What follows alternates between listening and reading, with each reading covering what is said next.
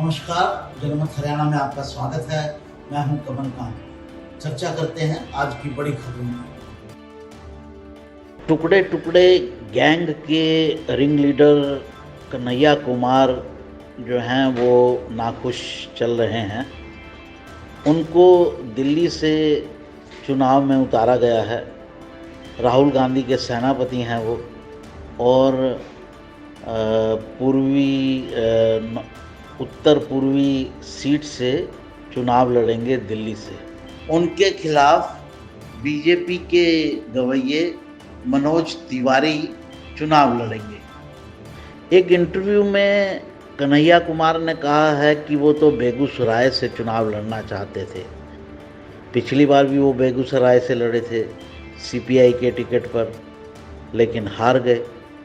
हारी हुई सीट पर वो फिर से चुनाव लड़ना चाहते थे, लेकिन इस बार लालू प्रसाद यादव ने कांग्रेस को वो टिकट ही नहीं दी।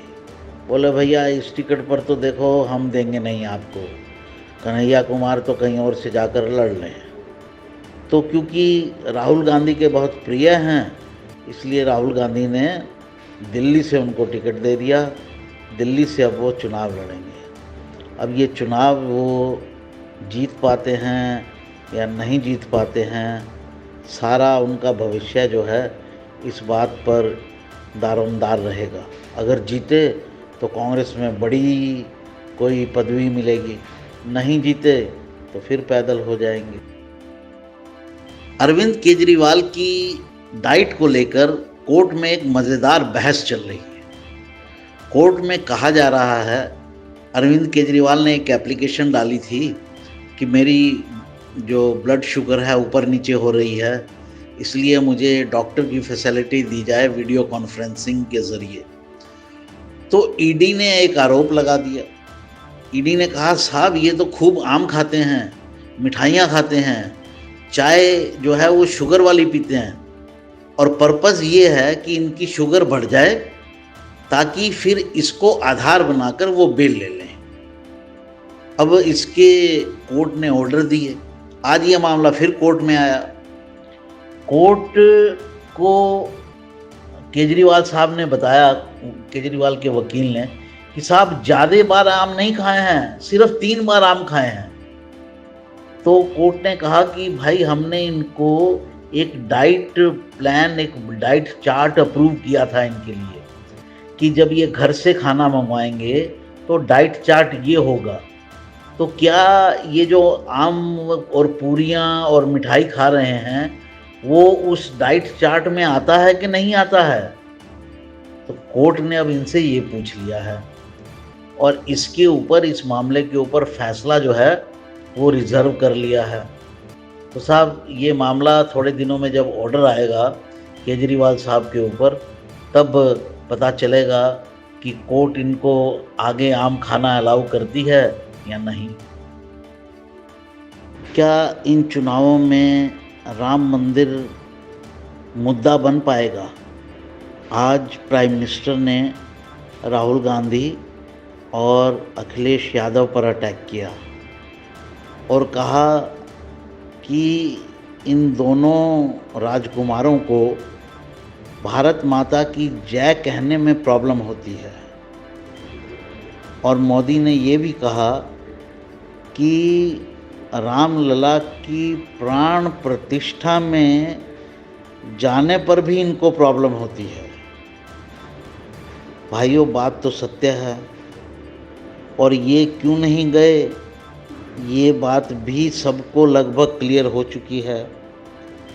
इनको लगता है सेकुलर पार्टियों को कि अगर रामलला की प्राण प्रतिष्ठा में चले गए तो मुस्लिम वोट हो जाएगा नाराज़ और वोट नहीं देगा। यानी मुस्लिम वोट का हिंदू विरोध की जो भावना है ये उसको पानी देते रहते हैं। लेकिन सवाल ये है कि क्या इस मुद्दे को चुनाव में भुनाया जा सकता है? क्या मोदी ऐसा कर पाएंगे? मित्रों, आज जो है पहले दौर का चुनाव हो गया 2024 के लोकसभा इलेक्शन के लिए। 102 सीटों पर वोट डाले गए और मोटा मोटा अंदाज ये है कि एनडीए और इंडिया ब्लॉक लगभग बराबर बराबर स्थिति में खड़े हैं।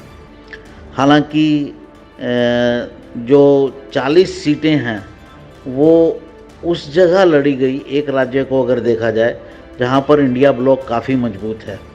इसके बावजूद अगर बराबर की स्थिति बन रही है तो ये एनडीए के लिए एक खुशखबरी कह सकते हैं। आपको मोटा मोटा एक आइडिया बताते हैं कि किस राज्य में कितनी सीटें मोटे मोटे सबको मिल रही हैं। तमिलनाडु में जो 39 सीटें हैं उनमें बीजेपी को 2 ही मिल रही हैं, 2 का अंदाज़ा है। एडीएम को 3 का अंदाज़ा है। बाकी सब सीटों पर इंडिया ब्लॉक, जिसमें DMK, Congress, left parties, Tamil Nadu की छोटी पार्टीज़ वो सब आती हैं। राजस्थान की स्थिति यह है कि बीजेपी को 5 सीटें मिल रही हैं, 1 कांग्रेस को, 1 अन्य को और 5 पर कड़ा मुकाबला बना हुआ है। कुल 12 सीटों पर चुनाव हुआ था। यूपी की 8 सीटों पर चुनाव हुआ था। वहाँ स्थिति यह है कि 4 सीटों पर बीजेपी आगे दिख रही है, एनडीए आगे दिख रहा है और 4 पर जो है इंडिया ब्लॉक। एमपी की 6 सीटों पर हुआ था, वहाँ पर एनडीए 4, इंडिया ब्लॉक 2। महाराष्ट्र की 5 सीटों पर हुआ था, वहाँ एनडीए 4, इंडिया ब्लॉक 1। उत्तराखंड की 5 सीटों पर चुनाव हुआ था, पाँचों की पाँचों पर एनडीए आगे दिख रही है, बीजेपी आगे दिख रही है। बिहार की 4 सीटों पर हुआ था, चारों पर ही बीजेपी आगे एनडीए ब्लॉक आगे दिख रहा है। वेस्ट बंगाल की 3 सीटों पर चुनाव हुआ था, तीनों पर बीजेपी आगे दिख रही है। जम्मू कश्मीर की 1 सीट पर हुआ था, उस पर भी बीजेपी आगे दिख रही है। और नॉर्थ ईस्ट की कुल 15 सीटों पर चुनाव हुआ था, 15 में से 11 पर एनडीए ब्लॉक आगे दिख रहा है, 2 पर इंडिया ब्लॉक और 2 पर अन्य लोग आगे दिख रहे हैं। तो कुल जमा खाका जो है वो इस तरह से ये बन रहा है और मोटे तौर पर आधी आधी सीटें जो हैं या कहें 45 सीटों के आसपास दोनों बड़े ब्लॉक्स को मिल रही हैं। तो ये थी आज की बड़ी खबरें। नमस्कार। हरियाणा की हर राजनीतिक खबर के विश्लेषण के लिए हमारे चैनल जनमत हरियाणा को लाइक, शेयर और सब्सक्राइब करना ना भूलें। साथ ही बेल आइकन को भी प्रेस कर लें ताकि हर वीडियो की अपडेट आप तक पहुंचती रहे।